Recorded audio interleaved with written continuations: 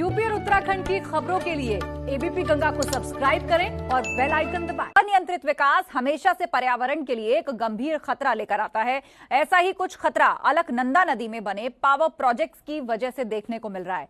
अकेले श्रीनगर जल विद्युत परियोजना के कारण करीब 43 प्रजातियों की मछलियां विलुप्त होने की कगार पर पहुंच गई हैं, जिसे लेकर जंतु वैज्ञानिक खासे चिंतित हैं। देखिए ये खास रिपोर्ट।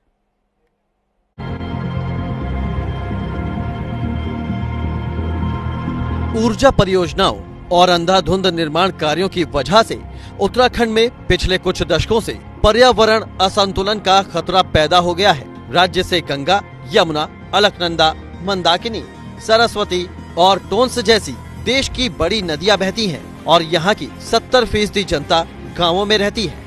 लेकिन ऋषिकेश से लेकर बद्रीनाथ, जोशीमठ और तपोवन तक लगातार परियोजनाओं का निर्माण कार्य चल रहा है।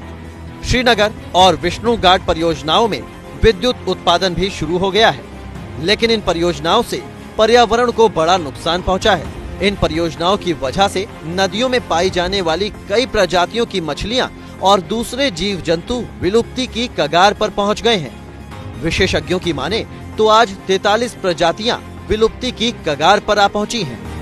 करीब हमारी 42 प्रजातियां थी मछली की, जो इस वाले एरिया में हमारे श्रीनगर वाले प्रोजेक्ट बनने से पहले जो हमने स्टडी की थी, वो सारी की सारी प्रजातियों इस समय इफेक्टेड हो गई हैं। कोई भी ऐसी पॉलिसी नहीं बनाई जा रही है कि जो मेन रिवर जिसको डाइवर्ट किया जाता है, उस रिवर में कुछ न कुछ पानी किसी न किसी प्रकार से कंटिन्यूस चलते रहना चाहिए, लेकिन उसके बारे में कोई नहीं सोचता है। बस बिजली पैदा करने की बात सोचते हैं तो दूसरा इलाका सूखा देते हैं। जंतु वैज्ञानिकों के मुताबिक नदियों का पानी बांध में रोके जाने के कारण मछलियों और जलीय जीव जंतुओं को भोजन नहीं मिल पा रहा है, क्योंकि नदी में आर्थ्रोपोडस लार्वा जलीय जीव जंतुओं का भोजन होता है।